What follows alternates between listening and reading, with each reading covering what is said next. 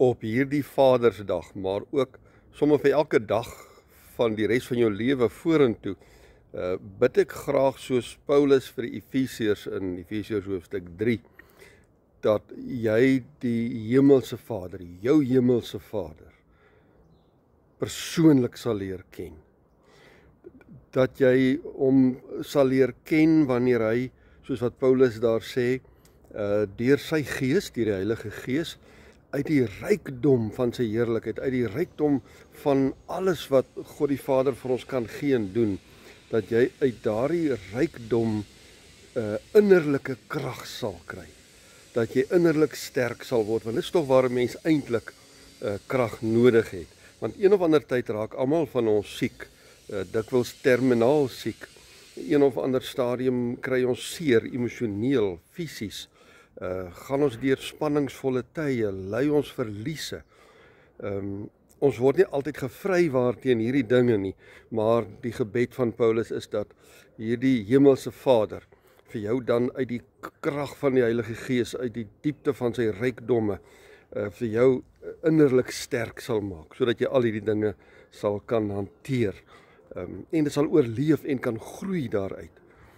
Paulus sê ook, hy bid dat ons God se onbeskryflike liefde sal ervaar, en dan sê hy, die liefde ervaar ons, wanneer ons in Jesus Christus persoonlik glo, wanneer ons in sy opstanding glo, wanneer ons sy Gees toegelaat het om in ons harte te kom woon, dan sal ons gewortel wees, soos ingewortel, soos fondasies gegrondves wees in sy goddelike liefde.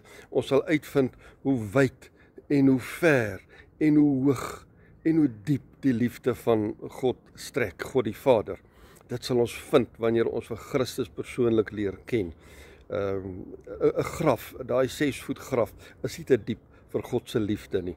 'n Hospitaalbed is nie te afgeslote en te finaal, dat God se liefde nie by jou kan uitkom nie.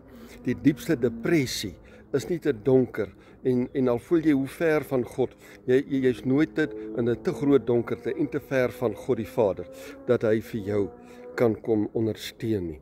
Dis Paulus se gebed, dan nou op hierdie Vadersdag, moet ek sê, vir al die dae vorentoe, dat jy elke dag Vadersdag sal beleef, of jou vader nou nog lewe, of hy nie meer daar is nie, of jy self 'n vader is, of dalk nooit 'n pa sal wees nie, fisies, biologies nie, bid ons dan, dat jy in hierdie tyd, baie spesiaal deur ons hemelse Pa, aangeraak sal word.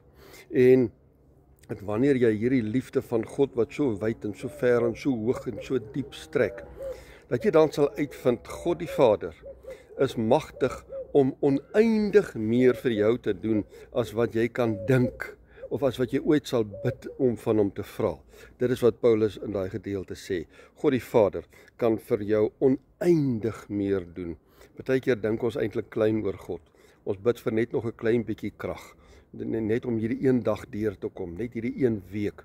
Dit is soos om vir ons ouers broodkrummels te vra wanneer ons honger is.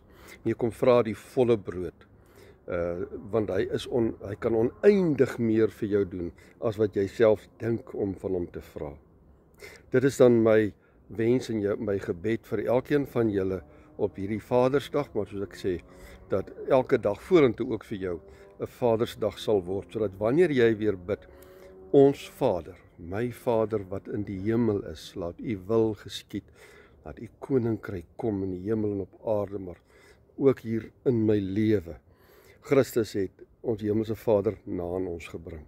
Ja, in daardie gedeelte in Efesiërs 3, van vers 16 af, daai gedeelte, sien ons die pragtige samewerking ook van God drie-enig, waarvan ons gepraat het ook, ons in Pinkstertyd.